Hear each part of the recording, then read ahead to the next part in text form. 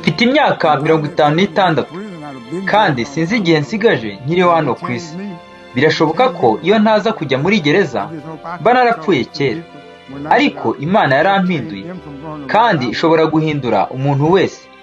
Icyo nifuza nuko ninsohoka nzabasha kuvugana n'abandi bantu nkabafasha kudakurikiza inzira mbi nanyuzemo. Ko ndishimira kuba ndi hano muri gereza kuko Imana yazanye hano kubw'impamvu kugira ngo intunganye, kandi ndabiyishimira buri munsi. Niyo byaba ngombwa ko mara ubuzima bwanjye bwose hano muri gereza ntunganywa n'Imana, nabyemera kuko nshaka kubanza gutungana mbere yo gusubira hanze.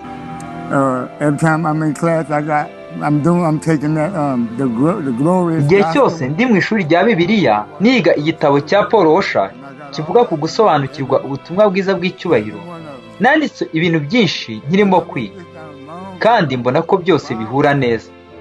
Uko Paul Washer yavugaga ku kibazo cy'icyaha, uko twese twakoze ibyaha, nuko Yesu Kristo yikoreye ibyaha byacu kugira ngo abitware kure yacu.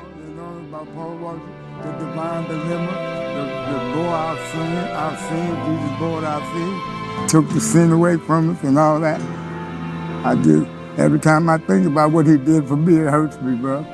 Igihe cyose ntekereje ku byo yankoreye biranyemeza. Nakoze ibyaha byinshi cyane, nari mfite icyaha n'umutwaro munini, ariko uwo muntu yarampfiriye.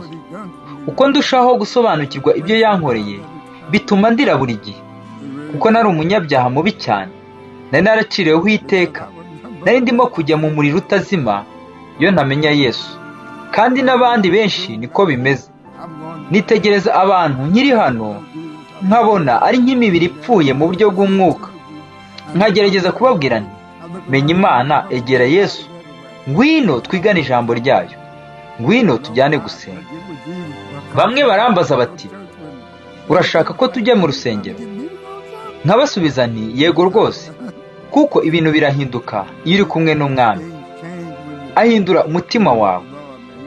Iyo ataba Imana sinari kuba nicaye hano ndira nk'uko ndira ubu.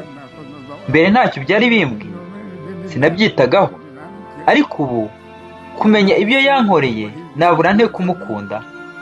Ariko nk'uko nabivuze sindatungana rwose.